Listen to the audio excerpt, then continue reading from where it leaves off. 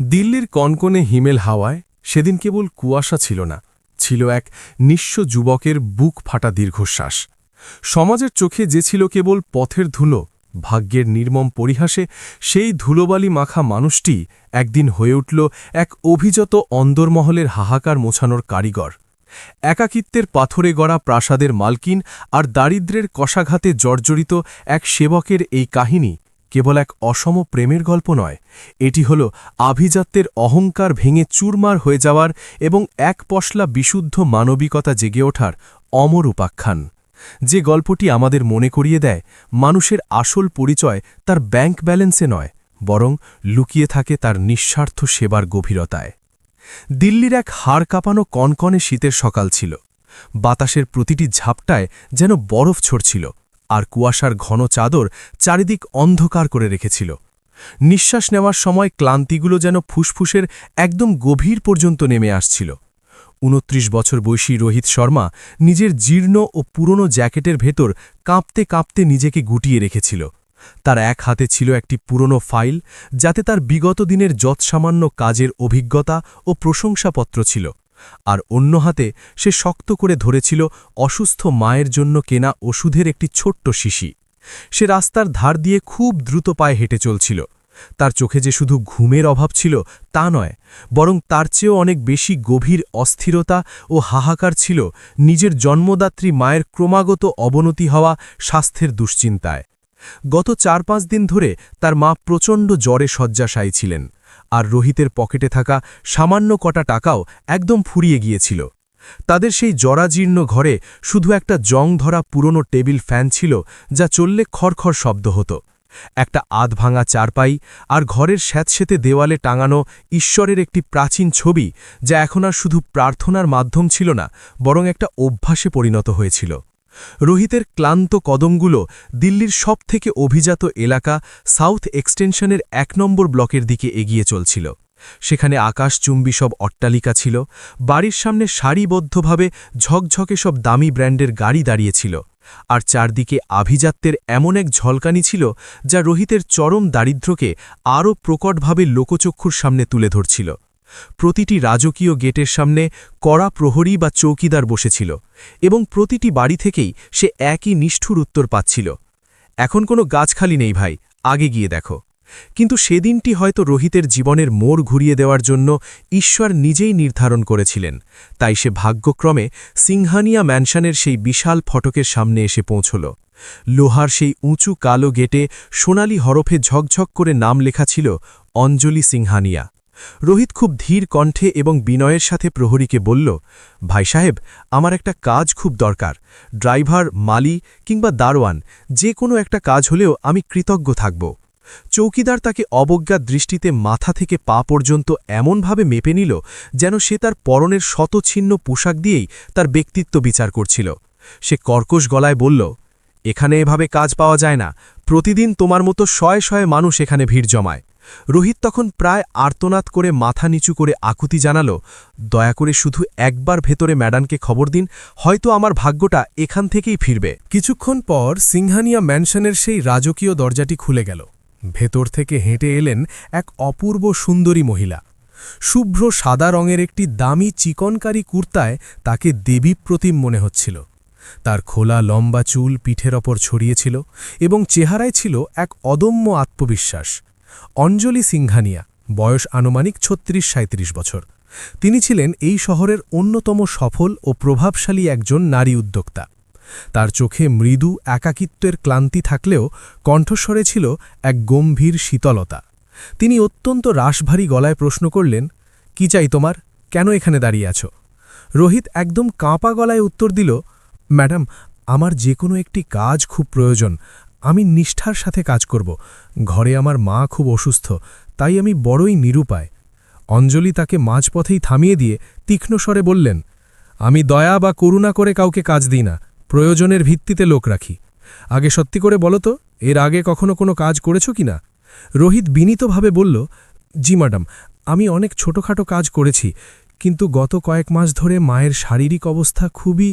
সে আর কথা শেষ করতে পারল না, তার গলা বুঝে আসছিল।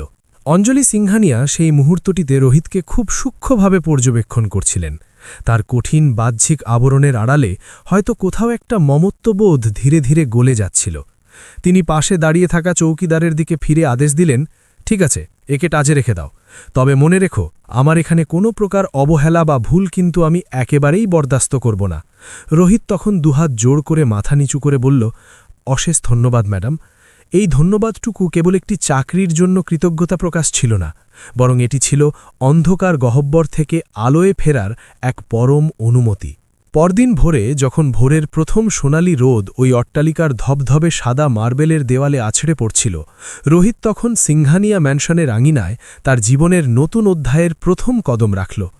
ঘরের ভেতর দামি পার্সিয়ান কার্পেট, দেওয়ালে টাঙানো নামি দামি শিল্পীদের আঁকা দুর্লভ সব ছবি এবং সিলিং থেকে ঝুলে থাকা ঝাড়লণ্ঠনের মায়াবী আলো সবকিছুই রোহিতের কাছে এতটাই অবিশ্বাস্য মনে হচ্ছিল যে তার নিজের সাধারণ অস্তিত্বটি সেখানে বেমানান বলে বোধ হচ্ছিল। বাড়ির পুরনো ও অভিজ্ঞ পরিচারিকা বিমলা মাসি তাকে দেখে স্নিগ্ধ হাসলেন এবং বললেন, ভয় পাস না বাবা, ম্যাডাম ওপর থেকে যতটা কড়া, মনটা কিন্তু ততটাই নরম। তুই শুধু চুপচাপ নিজের কাজ করে যাবি, কোনো অপ্রয়োজনীয় প্রশ্ন করবি না। রোহিত ম্লান হেসে মাথা নেড়ে উত্তর দিল, বিমলা মাসি, প্রশ্নের উত্তর খোঁজার শক্তি আমি অনেক আগেই হারিয়ে ফেলেছি। সেদিন সে সারাক্ষণ কোনো বিরতি না নিয়ে এবং কোনো ক্লান্তি প্রকাশ না করে কাজ করে গেল। মেঝে ঝাপঝকে করে মোছা, কাচের থালাবাসন যত্ন নিয়ে পরিষ্কার করা, বাগানের প্রতিটি চারায় নিয়ম মেনে জল দেওয়া এবং গাড়িগুলো ধুয়ে আয়নার মতো করে তোলা। রোহিতের হাতের সেই কাজের ছোঁয়ায় কেবল শ্রম ছিল না, ছিল মায়ের প্রতি অপরিসীম দায়িত্ববোধ। সন্ধে ঘনিয়ে যখন অন্ধকারের চাদর নামল এবং অন্য কর্মচারীরা বিদায় নিল, রোহিত তখন হাতের কাজ শেষ করে খুব কুণ্ঠার সাথে বলল, ম্যাডাম, আজকের নির্ধারিত সব কাজ আমি সম্পন্ন করেছি। অঞ্জলি সিংহানিয়া খবরের কাগজ থেকে চোখ না সরিয়েই শুধু বললেন, ঠিক আছে, কাল যেন একদম সঠিক সময়ে তোমাকে কাজে দেখি। এই সামান্য কথাটুকু শুনেই রোহিতের বিষণ্ণ মুখে এক চিলতে স্বস্তির হাসি ফুটে উঠল। দীর্ঘ অনেক প্রতীক্ষার পর আজ কেউ তাকে একটি নিশ্চিন্ত আগামীর আশ্বাস দিয়েছিল। রাতে যখন সে তার বস্তির সেই ছোট্ট খুপড়িতে ফিরে গেল, দেখল তার মায়ের শারীরিক অবস্থা আবারও খারাপের দিকে মোড় নিয়েছে। সে নিজের হাতে রাখা ওষুধের সেই ছোট্ট শিশিটার দিকে তাকিয়ে রইল। মনে হচ্ছিল যেন ওই তরলটুকুর মধ্যেই তার মায়ের জীবনের শেষ প্রদীপটি টিমটিম করে জ্বলছে। তার মা অত্যন্ত ক্ষীণ ও দুর্বল কণ্ঠে জিজ্ঞেস করলেন, কাজটা কি পেলি খোকা? রোহিত আবেগ সামলে নিয়ে বলল, হ্যাঁ মা, ঈশ্বর অবশেষে আমাদের ডাক শুনেছেন। সে মনে মনে দৃঢ় সংকল্প করল যে পরিস্থিতি যাই হোক না কেন সে এই আশ্রয়টি কোনোভাবেই হারাবে না। বাইরে তখন হিমেল হাওয়া গর্জন করছিল, কিন্তু রোহিতের হৃদয়ের ভেতর তখন মাকে সুস্থ করার এবং নিজেকে নতুন করে গড়ে তোলার এক প্রচণ্ড আগুন জ্বলছিল। পরবর্তী কয়েকটা সপ্তাহে সিংহানিয়া ম্যানশনের নিস্তব্ধ পরিবেশে অনেক পরিবর্তন লক্ষ্য করা গেল। সবচেয়ে বড় পরিবর্তনটি ছিল সেই অতিকায় বাড়ির থমথমে নীরবতার মাঝে একজন মানুষের সজীব ও প্রাণবন্ত উপস্থিতির ছোঁয়া। রোহিত প্রতিদিন সূর্যোদয়ের আগে সেই প্রাসাদে হাজির হতো। সে একা হাতে বাগানের জঞ্জাল পরিষ্কার করত, বাড়ির প্রতিটি কোণ তকতকে করে তুলত এবং সারাদিন কোনো বাড়তি কথা না বলে নিজের কাজে নিমগ্ন থাকত। তার চলাফেরার মধ্যে অনেক ক্লান্তি স্পষ্ট ফুটে উঠত ঠিকই, কিন্তু তার ঠোঁটে কোনোদিন একটিও অভিযোগের শব্দ উচ্চারিত হয়নি। প্রতিটি কাজে সে এতটাই নিষ্ঠা দেখাত যেন এই প্রকাণ্ড অট্টালিকাটি তার নিজের আত্মার সাথে মিশে আছে। অঞ্জলি সিংহানিয়া অধিকাংশ সময় তার বিশাল ব্যবসা সামলাতে ব্যস্ত থাকতেন। সারাদিন ফোনের কল, ইমেল, মিটিং আর চারদিকের যান্ত্রিক মানুষদের মেকি হাসির ভিড়ে তিনি হাঁপিয়ে উঠতেন। কিন্তু তিনি যখনই বাড়ির করিডোর দিয়ে হেঁটে যেতেন, তার দৃষ্টি যেন অবচেতন মনেই ওই ছেলেটার পরিশ্রমী হাতের কাজ এবং ঘামে ভেজা পিঠটার ওপর থমকে যেত। একদিন তিনি কৌতূহল সামলাতে না পেরে বিমলা মাসিকে জিজ্ঞেস করলেন, বিমলা, এই নতুন ছেলেটা সবসময় এত নীরব থাকে কেন? অন্য চাকররা তো কাজের ফাঁকে কত হাসাহাসি আর গল্প করে। বিমলা মাসি বিষণ্ণ হেসে উত্তর দিলেন, ম্যাডাম, যাদের জীবন থেকে পাওয়া যন্ত্রণার বোঝা অনেক ভারী হয়ে যায় তারা কথা বলার শক্তি হারিয়ে ফেলে। নীরবতাই এখন ওর একমাত্র সঙ্গী। অঞ্জলি সেদিন কোনো কথা বললেন না, কিন্তু এই উত্তরটি তার হৃদয়ের গভীরে এক নতুন উপলব্ধির জন্ম দিল। একদিন দুপুরের মনোরম রোদে অঞ্জলি তার হোম অফিসে বসে কিছু গুরুত্বপূর্ণ নথিপত্র পরীক্ষা করছিলেন। হঠাৎ তার নজরে এলো বাগানের এক কোণে অদ্ভুত এক স্তব্ধতা। তিনি জানালা দিয়ে দেখলেন রোহিত ঘাসের ওপর নিস্তব্ধ হয়ে বসে আছে। তার হাতে সেই পরিচিত ছোট্ট ওষুধের শিশিটা ছিল, যা সে অপলক দৃষ্টিতে তাকিয়ে দেখছিল।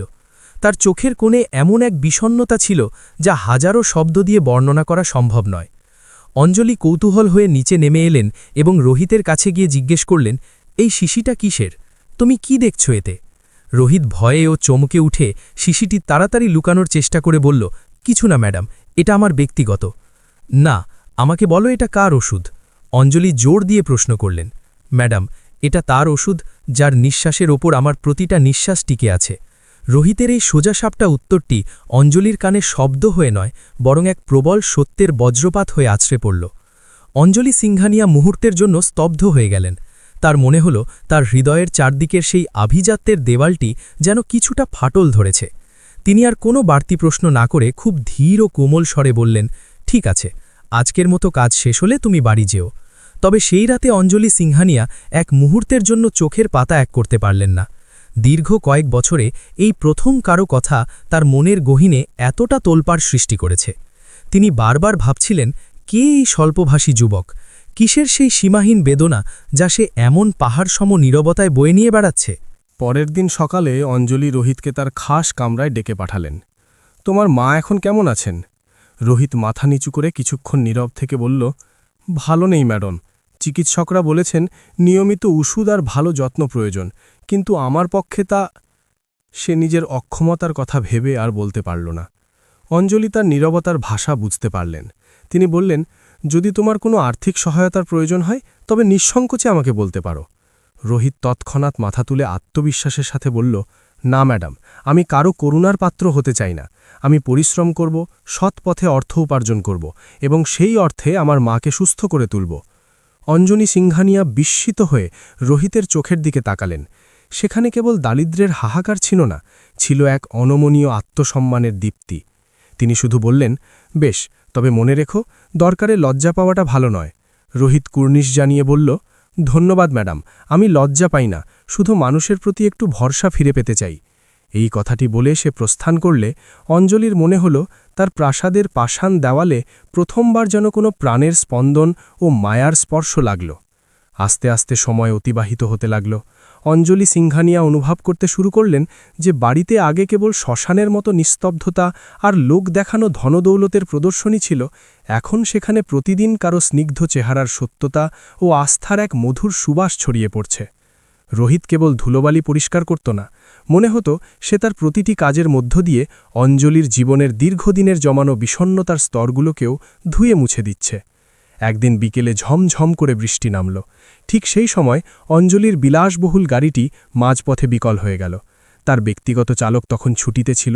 রোহিত এক মুহূর্ত দ্বিধা না করে নিজেই বৃষ্টিতে ভিজে কাজ শুরু করল। তার হাতগুলো মোবিল আর গ্রিজে কুচকুচে কালো হয়ে গেল। গায়ের কাপড় সিক্ত হল, কিন্তু সে যান্ত্রিক ত্রুটি সারা না হওয়া পর্যন্ত সেখান থেকে এক চুলও নড়ল না। অঞ্জলি বারান্দার এক কোণে দাঁড়িয়ে নিঃশব্দে সব প্রত্যক্ষ করছিলেন। তিনি মনে মনে ভাবছিলেন, এই যুবকের মাঝে এমন এক অনন্য চৌম্বকীয় শক্তি আছে যা দীর্ঘ কয়েক বছর পর তার পাষাণ হৃদয়ে নতুন এক কম্পন সৃষ্টি করছে। সেই রাতে যখন তিনি ব্যালকনিতে কফি নিয়ে বসেছিলেন, তার মনে এক অব্যক্ত প্রশান্তি কাজ করছিল। একদা যে সিংঘানিয়া ম্যানশনকে তার কাছে এক কারাগার বলে মনে হতো, আজ সেটি তার কাছে আপন ঘর বলে অনুভূত হতে লাগল। তিনি নক্ষত্রভরা আকাশের দিকে তাকিয়ে মনে মনে বললেন, হয়তো ঈশ্বর এই পবিত্র হৃদয়টিকে আমার কাছে পাঠিয়েছেন কেবল এটা মনে করিয়ে দিতে যে পৃথিবীতে আজও মানবিকতা হারিয়ে যায়নি। নিচে বাগানে রোহিত তখন অতি যত্ন নিয়ে কাজ শেষ করছিল। সে হঠাৎ উপরের দিকে তাকিয়ে রোহিতের চোখের দিকে তাকালো। দুজনের দৃষ্টি যেন কয়েক সেকেন্ডের জন্য একে অপরের হৃদয়ে প্রবেশ করল, এবং সেই সামান্য সময়টুকুতেই ধনী দরিদ্রের মাঝে থাকা সকল অলিক দেয়াল নিমেষে অদৃশ্য হয়ে গেল। দিন গড়ানোর সাথে সাথে সিংঘানিয়া ম্যানশনের সেই গুমোট পরিবেশ পুরোপুরি পাল্টে গেল। রোহিত এখন বাড়ির কেবল একজন কর্মচারী নয়, বরং প্রতিটি ক্ষুদ্রাতিক্ষুদ্র বিষয়ের অবিচ্ছেদ্য অংশ হয়ে উঠল। কখনো সে অবহেলায় পড়ে থাকা টবের গাছগুলোতে প্রাণ ফিরিয়ে দিত, কখনো অঞ্জলির ব্যক্তিগত অফিসের গুরুত্বপূর্ণ নথিগুলো নিপুণভাবে সাজিয়ে রাখত। এমনকি মাঝে মাঝে যখন অঞ্জলি খুব ক্লান্ত হয়ে বাড়ি ফিরতেন, রোহিত কোনো উচ্চবাচ্য না করে কেবল এক কাপ ধোয়া ওঠা সুগন্ধি চা তার সামনে নীরবে রেখে দিত। প্রথম দিকে অঞ্জলির কাছে এগুলো বেমানান মনে হলেও এখন এগুলোই তার জীবনের পরম শান্তি হয়ে উঠল। তিনি এখন রোহিতের আশেপাশেই নিজেকে সবচেয়ে বেশি নিরাপদ ও সহজ অনুভব করতেন। একদিন বিকেলে তিনি রোহিতকে জিজ্ঞেস করলেন, রোহিত, তুমি কেন সবসময় এমন স্তব্ধ হয়ে থাকো? জীবন কি তোমাকে কখনো খুব বেশি পরিশ্রান্ত করে দেয়নি? রোহিত হালকা এক বিষণ্ণ হাসি দিয়ে উত্তর দিল, ম্যাডাম, যখন ক্লান্তিটাই মানুষের রোজকার অভ্যেসে পরিণত হয় তখন আর সেই কষ্ট আলাদা করে অনুভব করা যায় না। রোহিতের এই গভীর অর্থপূর্ণ কথাগুলো শুনে অঞ্জলি সিংঘানিয়া স্তম্ভিত হয়ে গেলেন। এই জীবন দর্শন তো অনেক উচ্চশিক্ষিত মানুষের মাঝেও খুঁজে পাওয়া কঠিন। তার মনের ভেতরটা যেন হু হু করে বদলে যেতে লাগল। তিনি গভীরভাবে উপলব্ধি করলেন যে মানুষের প্রকৃত মর্যাদা তার অর্থবিত্তে বা দামি পোশাকে নয়, বরং তার সুন্দর স্বভাব ও স্বচ্ছ হৃদয়ের মধ্যে নিহিত। কিন্তু এই নিষ্ঠুর সমাজ কি কখনো এমন কোনো নিঃস্বার্থ ও পবিত্র সম্পর্ককে সহ্য করতে পারে? ধীরে ধীরে বাড়ির অন্যান্য কর্মচারীদের মধ্যে কুৎসিত ফিসফাস ও কানাঘুষো শুরু হয়ে গেল। কেউ বলছে, ম্যাডামের নজর এখন এই ছোকরার দিকে খুব বেশি পড়ছে। কেউ বলছে, শুনেছি ম্যাডাম নিজে ওর বাড়িতে গিয়ে ওর অসুস্থ মায়ের ওষুধের খবর নিয়ে এসেছে। ডাল মে কুছ কালা হ্যায়। এই নোংরা কথাগুলো খুব দ্রুত রোহিতের কানেও পৌঁছে গেল। একদিন সে ভুলবশত অঞ্জলিকে তার আভিজাত্যপূর্ণ অতিথিদের সাথে কথা বলতে শুনল। একজন অতিথি বলছিলেন, অঞ্জলি, তোমার উচিত এই সাধারণ চাকরদের সাথে একটু দূরত্ব বজায় রাখা। চারদিকে মানুষ অনেক আজে বাজে কথা বলছে। এই কথা শুনে রোহিতের আত্মসম্মানে প্রচণ্ড আঘাত লাগল। সেই রাতেই সে বিমলা মাসিকে বলল, মাসি, আমি আগামীকাল থেকে আর এই বাড়িতে আসব না। কেন রে রোহিত, কি হয়েছে হঠাৎ? বিমলা মাসি অবাক হয়ে জিজ্ঞেস করলেন। আমার আর এখানে থাকা সাজে না মাসি। আমার উপস্থিতি এখন কারো কারো জন্য আশীর্বাদ নয়, বরং লোক হাসানোর পাত্র হয়ে দাঁড়িয়েছে। পরদিন সকালে অঞ্জলি সিংঘানিয়া ঘুম থেকে উঠে ড্রয়িং রুমে এসে দেখলেন বাড়িটা আজ বড় বেশি অস্বাভাবিক আর জনশূন্য। রান্নাঘরে কোনো টুংটাং শব্দ নেই, বাগানে কারো পায়ের আওয়াজ নেই। তিনি অস্থির হয়ে বিমলা মাসিকে ডাকলেন এবং রোহিতের কথা জিজ্ঞেস করলেন। বিমলা মাসি খুব কুণ্ঠার সাথে জানালেন, ম্যাডাম, রোহিত আজ আর আসেনি। মানুষের কুরুচিপূর্ণ কথাগুলো ওকে খুব ব্যথিত করেছে। অঞ্জলি সিংঘানিয়ার হাত থেকে কফির কাপটি আলগোছে মেঝেতে পড়ে চুরমার হয়ে গেল। রোহিত কোথায় গিয়েছে তুমি জানো? হয়তো ওর সেই পুরনো বস্তির ঘরেই আছে, বিমলা মাসি উত্তর দিলেন। অঞ্জলি দীর্ঘক্ষণ পাথরের মূর্তির মতো দাঁড়িয়ে রইলেন। ডাইনিং টেবিলে রোহিতের ফেলে যাওয়া সেই ওষুধের শিশিটি পড়েছিল, যা সে যাওয়ার সময় তাড়াহুড়োয় ভুল করে রেখে গিয়েছিল। তিনি শিশিটি হাতে তুলে নিলেন এবং বুকের কাছে জাপটে ধরলেন।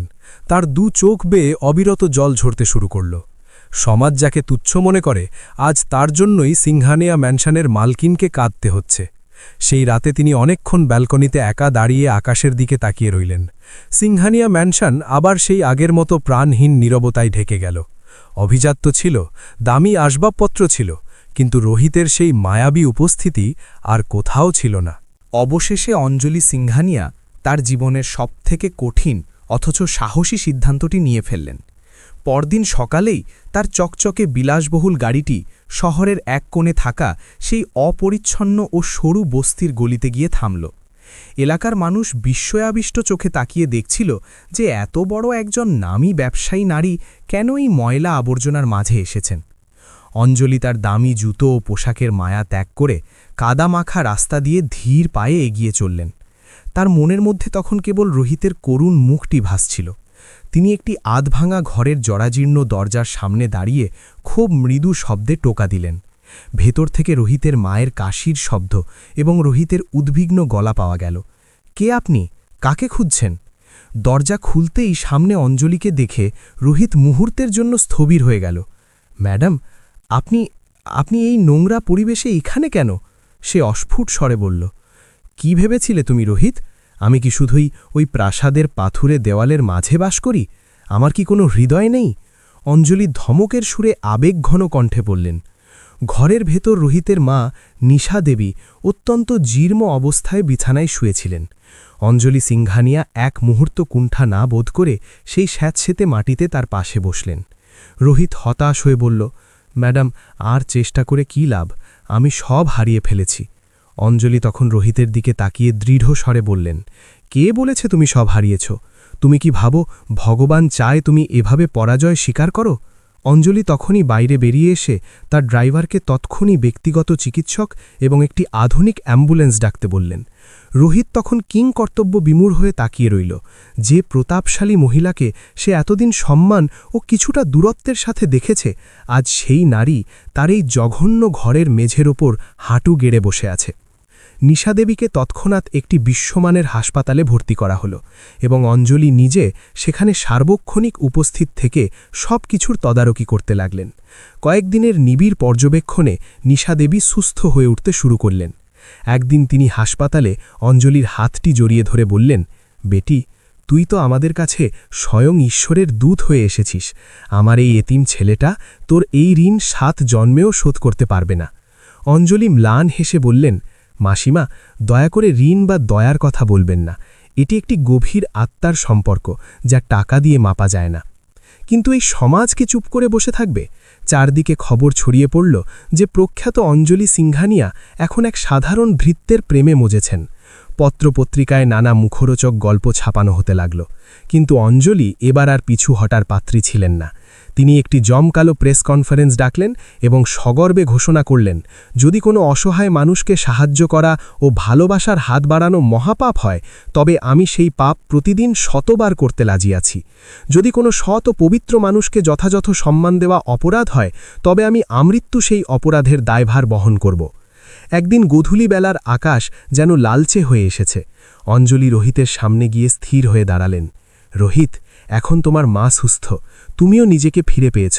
এবার আমি একটি প্রশ্ন করতে চাই, আমি কি তোমাকে ছাড়া আমার সেই মরুভূমির মতো জীবনে আর একা ফিরতে পারব? রোহিত যেন আকাশ থেকে পড়ল। ম্যাডাম, আপনি কি বুঝতে পারছেন আপনি কি বলছেন? তাই বলছি, যা আমার নিঃসঙ্গ হৃদয় এতদিন আর্তনাদ করে বলতে চেয়েছে। আমি আর ওই রাজপ্রাসাদে একা থাকতে চাই না রোহিত, অঞ্জলি আর্দ্র গলায় বললেন। রোহিত অপরাধ বোধ নিয়ে মাথা নিচু করে বলল, কিন্তু ম্যাডাম, আপনার মান সম্মান, সমাজ, এই হাজারো মানুষের কথা, এগুলো কি সব তুচ্ছ হয়ে যাবে না? অঞ্জলি রোহিতের 2 হাত ধরে বললেন, সমাজ তাই বলে যা তারা নিজেরা অনুভব করতে পারে না। আমি জানি তোমার সাথে থাকাটা কোনো রাজত্বের অধিকার পাওয়ার চেয়েও অনেক বেশি সৌভাগ্যের। এর কয়েকদিন পরেই একটি ছোট প্রাচীন মন্দিরের আঙিনা রঙিন ফুলে সুসজ্জিত করা হল। সেখানে কোনো রাজকীয় আয়োজন ছিল না, ছিল না কোনো ব্যান্ড বাজা কিংবা নামী আমন্ত্রিত অতিথিদের ভিড়। কেবল সাক্ষী হিসেবে উপস্থিত ছিলেন বিমলা মাসি এবং হাতে গোনা কয়েকজন প্রতিবেশী। রোহিত এক অতি সাধারণ সাদা পাঞ্জাবিতে এবং অঞ্জলি সিংঘানিয়া একটি সাধারণ গোলাপি রঙের সুতি শাড়িতে একে অপরের মুখোমুখি দাঁড়ালেন এবং পবিত্র অগ্নি সাক্ষী রেখে 7 পা ঘুরে বিবাহ বন্ধনে আবদ্ধ হলেন। রোহিত যখন তার কাঁপতে থাকা হাত দিয়ে অঞ্জলির সিথিতে পরম মমতায় সিঁদুর পরিয়ে দিল, তখন সেখানে হাততালির শব্দ শোনা না গেলেও ঝরছিল কয়েক ফোঁটা অকৃত্রিম চোখের জল। সেই শুভক্ষণে আমিরি আর গরিবীর চিরন্তন দ্বন্দ্ব যেন একে অপরের চরণে লুটিয়ে পড়ে চিরদিনের মতো স্তব্ধ হয়ে গেল। কয়েক মাস অতিবাহিত হওয়ার পর সিংঘানিয়া ম্যানশন আবার নতুন আলোয় ঝলমল করে উঠল। তবে সেই আলো এবার ঝাড়লণ্ঠনের বিলাসিতা থেকে নয়, বরং প্রতিটি মানুষের হৃদয়ের উষ্ণতা থেকে নিঃসৃত হচ্ছিল।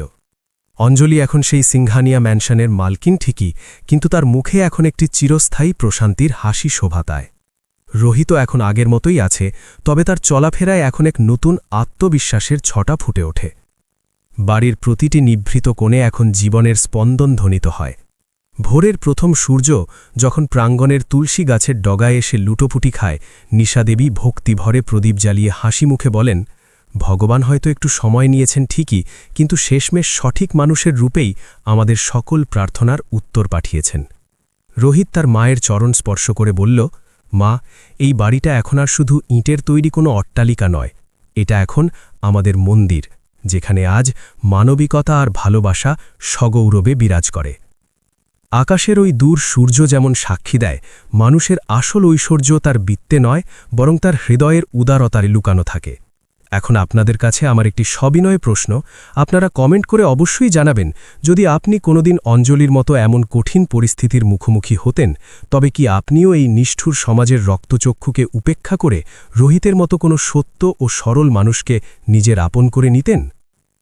যদি এই মানবিক ও সংবেদনশীল কাহিনীটি আপনাদের হৃদয়ের গহীন কোণে একটুও দোলা দিয়ে থাকে, তবে আমাদের এই নিবেদনটি সবার সাথে শেয়ার করবেন।